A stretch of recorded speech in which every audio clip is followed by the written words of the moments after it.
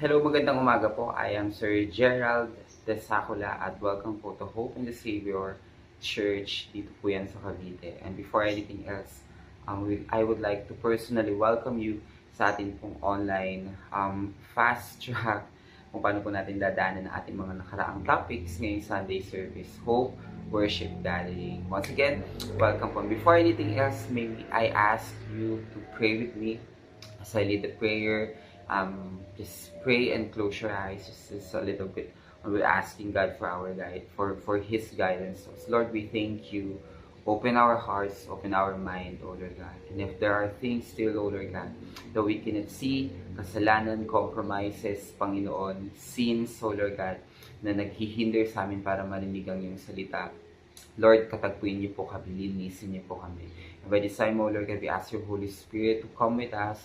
Kayo po ang sumama sa amin, kayo po ang magsimula at tumapos ng mensaheng ito up until the very end, Panginoon. Not just, O Lord God, hanggang sa matapos ito, kundi, O Lord God, sa pagbibigay sa amin ng courage to do this and to think about this, O Lord God, and to embrace this truth. Salamat po.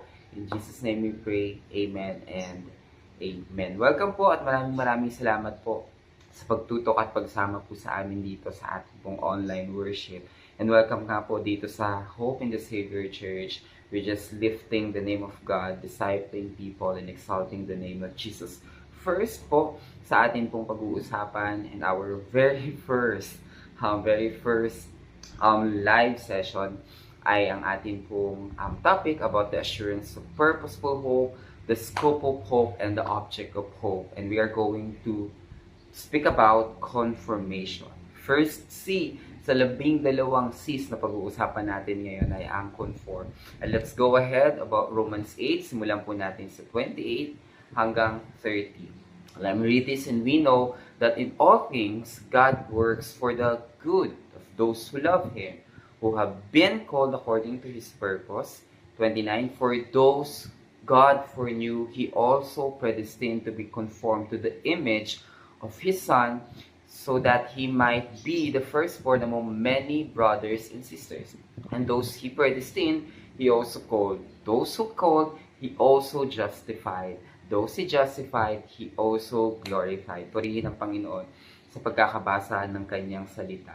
And we're going to look at this in the first verses. And we know that in all things, God works for the good of those who love Him, who have been called according to His purpose. Nandiyan po yung tatlong bagay na pag-uusapan natin ngayong araw at yan po yung salitang assurance, and we know that in all things, the scope, God works for God of those who love Him, that's the object, who have been called according to His purpose. Maraming salamat po.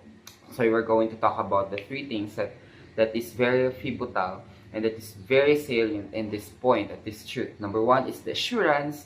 Number 2, yung scope. At number 3 po, yung object of hope. At alam ko na lagi natin itong nagagamit ng mga verses. We commonly use this verse as something that we can grasp as na talagang mai-encourage tayo. But this time, hopefully after this talk, after this session, ay mas maunawaan natin ng mas malalim in a theological perspective what this Romans 8 is really all about. First up is the assurance. In Romans 8:23, not only so, but we ourselves who have the first fruits of the Spirit grown inwardly as we wait eagerly for our adoption to sonship, the redemption of our bodies. The assurance that we know here is that first, because of His love, we were adopted. Kapag sinabi sa Philippine setup kung ano yung adoption, medyo tagilid o medyo hindi maganda kapag sinabing ampun tayo or ampun ka. Medyo hindi maganda yung connotation nito about sa atin. But in the Bible's perspective, adoption is something very, very important to understand. Ibig sabihin, lahat po ng karapatan, lahat po ng pribilehiyo or privileges of the rightful son ay naibigay din sa ating mga adopted son. And that's actually what Jesus did at the cross. He went to the Gentile, He loved the Gentile, and even to us, the sinners, He loved us. That's why in Romans 8:23, naka-underline dito yung adoption to sonship. We are adopted as true and rightful sons and daughters of the living God. Praise God. Praise God and praise God. Yan din po yung sinabi sa John 1:12. Kasi sa Genesis 50:20, sabi dito, this is the story of Joseph. You intended to harm me, but God intended it for good, to accomplish what is now being done, the savings of many lives. Sobrang praise God, no? Dahil meron tayong Panginoon na talagang binibigyan tayo ng pagkakataon that we don't even deserve these things, we don't even deserve this platform, we don't even deserve these blessings, no? But the greatest blessing is Himself. He gave Himself to us. Hallelujah. Hallelujah. Second point is the scope. Sabi dun sa verse natin is all things. If we understand that the Lord we serve is the Lord of all, we must believe that no things happen for no reason. Alam natin to, that His purpose, that purposeful good is for all things, sa lahat ng bagay. That's why if we are going to look at our scenario right now, if we believe that God Himself is a God of all things, God of heaven and earth, alam natin lahat ng bagay ay nakaangkla, lahat ng bagay ay naka-orchestrate sa kung ano po yung dapat nating kalagyan, purposely according to His very will. That's why we need to trust Him. We need to have faith. So if any one of you right now is going any trouble, any of you right now not having nagkakaroon ng maraming desisyon na kailangan natin pagdesisyonan or maraming pangangailangan. There are financial constraints, there are emotional constraints, there are spiritual battle. Do not give up, because we know that the God that we serve knows everything. He is the owner of the universe. He is the owner of heaven and earth, and He knows exactly what is good for us. Hallelujah. Kaya sabi dito, to those who love God, to those who are called according to His purpose, the object is for those who believe. Okay? The good plan of God is hindi natin to pwedeng gamitin sa mga bagay lang na gusto natin. Na may magandang plano sa akin ng Panginoon. O mayroong magandang plano. Yes, may magandang plano ang Panginoon.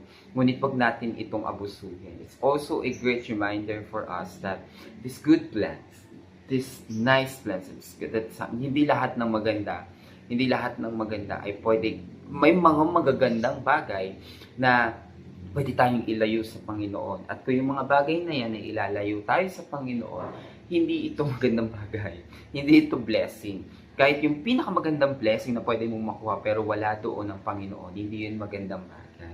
At hindi talaga yun dapat, at hindi ito kapuri-puri.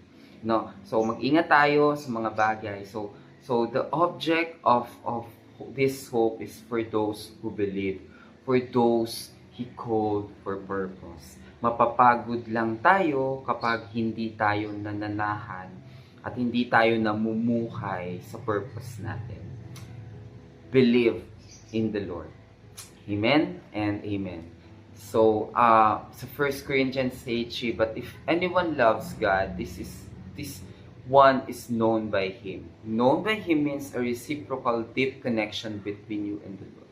If we live by purpose, if we truly accepted Christ as Savior and our Lord, we will automatically have that great deep connection with Him. That at one day, magugulat na tayo, we're gonna be shocked na parang, why is His heart became my heart? Why is it, yung nalulungkot si Lord, nalulungkot na rin ako. Nalulungkot na rin ako sa mga bagay na nalulungkot si Lord. Masaya ako kapag alam kong masaya si Lord. That's living in purpose. That's living with one heart. And that is a relationship, a deep, reciprocated connection between us and the Lord. And if we are living with that, praise God, no, na paunti-unti, gradually, nagkakaroon tayo ng one heart with the Lord, nagkakaroon tayo ng one hand with the Lord. That's hallelujah. If not, let's continue to pray. Let's continue to study the Word of God.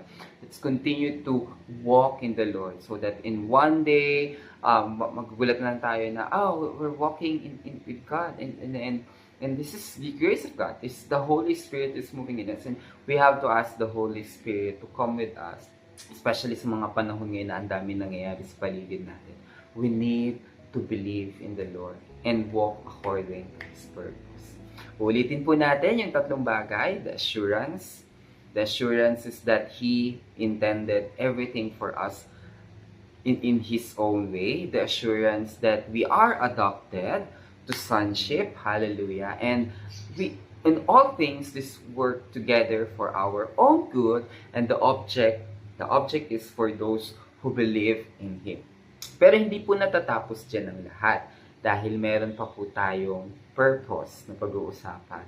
Ano yung purpose sa verse ng Romans 8? Balikan po natin yung Romans 8. Sabi dito, and we know that in all things God works for the good of those who love Him, who have been called according to His purpose. The purpose is the word good.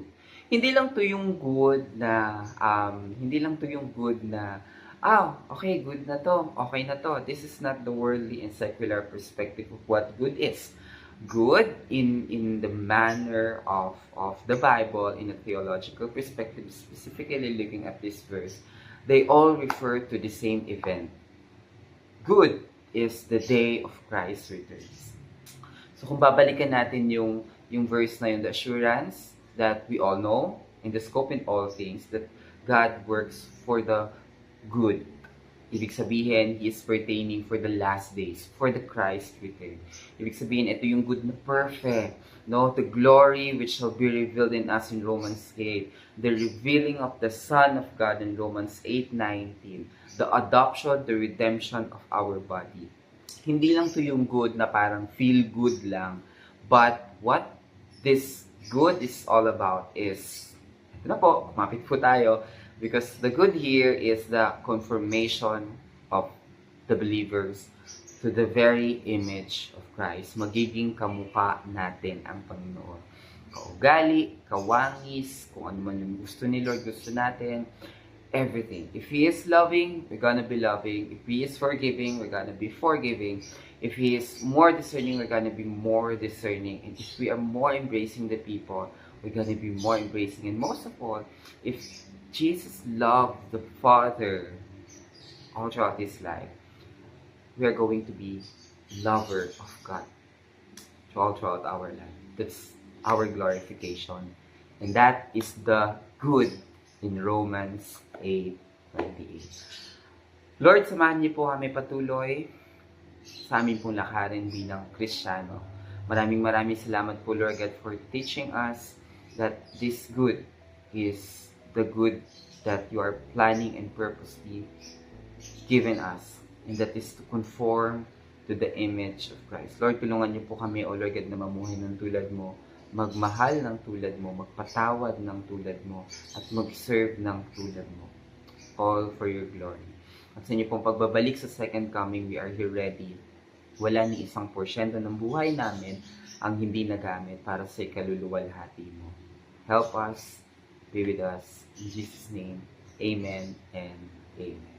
Maraming salamat po mga kaibigan sa pagtutok po sa ating live simulcast na ating pong Sun Hope Worship Gathering. God bless and see you po sa mga susunod na ating mga videos.